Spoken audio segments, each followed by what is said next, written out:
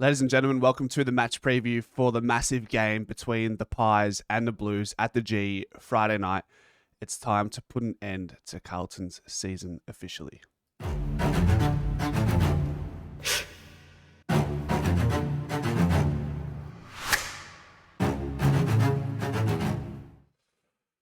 Friday night. It's Wednesday morning, 2 days to go. Always look forward to this clash. There's always a little bit of angst around this fixture just because of how big it is. We know where Carlton are at right now. We know where the Pies are at right now. But let's be honest, that all gets thrown out the window when the ball is first bounced on Friday night. You know, looking back at the fixture we had with them early this year, it was a massive build-up. Carlton, I think they were 0-3. The Pies were... The wheels were starting to roll there as well. But the game just...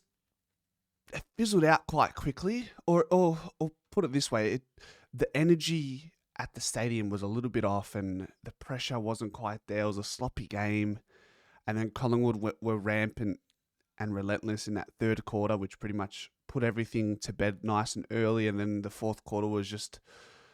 It was sort of just being played for the sake of it because the game needed to have 4 quarters in it. Beyond that, it was just, it was one quarter, it was one period that got us over the line. Maybe that's Carlton's biggest issue is they play this contested brand. They are horrible going inside 50 as opposed to us. We're really good going inside 50. They have a reasonable amount of looks going inside 50, Carlton. Collingwood, not so much. Would probably below average. They'd be top 4 for the amount of inside 50s they accrue in a game. Despite that, we still get more marks inside 50, which talks to the quality of the ball going inside 50. And the most glaring stat of them all is scoring shots per inside 50. This would haunt Carlton fans.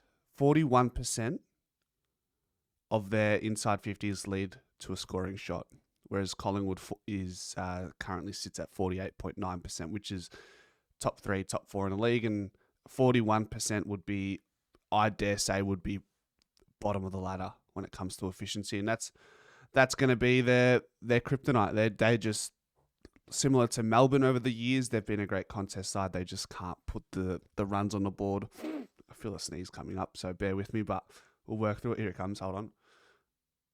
No, hold on. All right, we keep rolling. So it'll come at some point.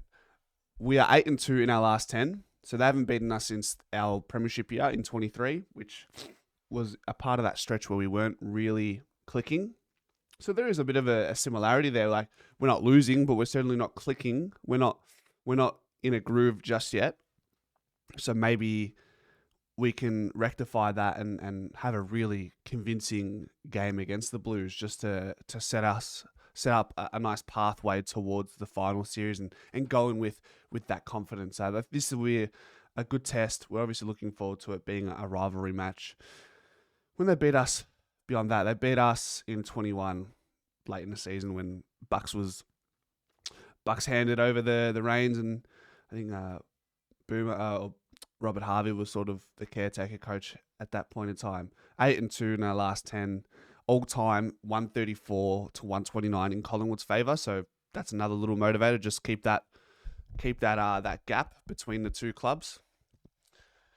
What else will be interesting? I mean, there's a bunch of injuries on both sides, isn't there? An illness. They won't have Silvani. They don't have Mackay. They don't have Walsh. They don't have Cottrell. They don't have a bunch of players that they would love, that would be handy in their starting team. We won't have Schultz. We won't have De Goey. We won't have McCreary. Bobby Hill's a watch. We won't have... I've said McCreary. I've said Schultz. We have said Hill. We've said Maynard. Charlie West has been hit for 6 with that foot issue because of Marvel, or partly due to Marvel. But that's a conversation for another day. What we want to see, right, in this first quarter against Carlton, I don't feel like it's going to be one of those lackluster games like it was last time. It's going to be hot from the get go. So that first quarter is going to be crucial and probably sets up, or definitely will set up, how the game pans out. Like, Carlton, they get their tails up. They really get going. They will embrace that and ride that wave. That's what they need. We need to quell that. We need to equalize that. Uh, can't see us, kicking 3 to 4 or 5 goals to 1 or 2 of their own in the first quarter. I think it's going to be a real arm wrestle, and then maybe in that second half we break away. Our goal accuracy has been decent in the last 5 games, especially. I think we are top 4 in the league, so that's something we just want to keep building on.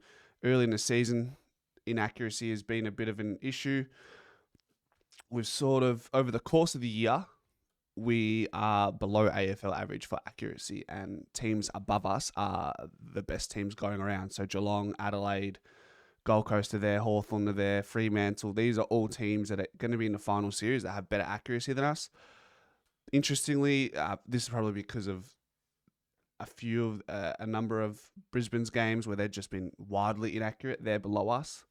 But outside of that, there isn't another finals fancy that has lesser accuracy than the Pies and the Lions. So that's a working point going into this game. We got the debutant Rowan Steele, who comes in for Steele Sidebottom, his namesake. So looking at his game in the VFL, or games in the VFL, he looks really comfortable. Can defend really well, intercept, and he can also hurt you going the other way. So it would be nice to see one of the bright lights on a Friday night. Not too sure what the ins and outs may be. There's going to be a myriad of changes, so we'll just hang tight and see what transpires tomorrow. This is huge, isn't it? So we're 13-2 right now. 14-2 would be huge. 16 wins will get you top 2. This will also end the Carlton season like we did in 2022. I always remember that, man. That game was crazy. Yeah. Tears were definitely flowing down my eyes after that game, and I never cry watching footy. That's great. I never cry full stop, but tears definitely were flowing after that game. This was just such a roller coaster ride of a season, wasn't it? So yeah, I'm hoping it's not as angst inducing as that game was, but we'll see. Does Nick Dacos get tagged or doesn't he? I don't really care at this point. We're winning when he gets tagged. We're winning when he isn't getting tagged. What is the better version of Nick Dacos? I always like to think that the best version of Nick Dacos is the one who can get as much outside ball as possible, because he can just help us move the ball up and down the field with ease. I think that's one of his special strengths, and you'll see when he's playing on the outside, you'll notice it, because he will kick it to someone, and by the time that player gets the ball, because of his work rate, he's already there for the handball receive, and he's basically the connector, one of the connectors in the side, along with players like Patrick Lipinski. It might look like he's farming disposals, but when you see what he's doing when he gets that ball back, that first kick, the whole intention of his first kick to player X is to get the ball off him to gain some meterage and break the man on the mark, which takes a player out from the opposition. And then it's his second or third kick in that chain where he really does hurt teams. So I don't think he's necessarily farming disposals. I know that's been a bit of a conversation in the media street, but I don't really see it that way. I really don't. I feel like if we talk about Tom De Koning and Darcy, I feel like De Koning hasn't had as good as a bulk of games as he did early in the season. And I think it's hard as a Carlton player when you're young and the results aren't going your way, and things are just, a lot of things are being spoken about externally. You don't check out, but you're going through the motions.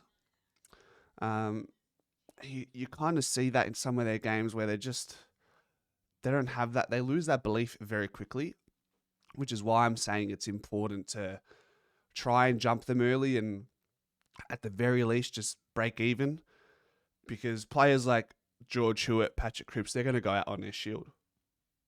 George Hewitt has by far and away, besides Tom De Koning, he's definitely been their most consistent player, George Hewitt. We know Cripper's looking sore, but when isn't he? He'll find a way. He'll find a way on Friday night. What do we? Any other important talking points? Anyone close to milestone? Side bottom's at 345, by the way. Just looking here, 345 games. So he's going to play game 350 very soon. Anyone else near milestone here? Perryman's played 144, so we've got 2 more milestones potentially. Any more that we're looking at here that we could see? Tim Membry could play game 200. 3 more milestones at least potentially in this season if they're all healthy. It's the highest rated player. Interesting. Jack Crisp is our highest rated player for the season, which is, it's a testament to him because very rarely does his name get mentioned in all of this. And he's just does the job, whether it's on the ball, whether it's on the wing, whether it's been in halfback flank in years gone by, whether it's been in the forward line.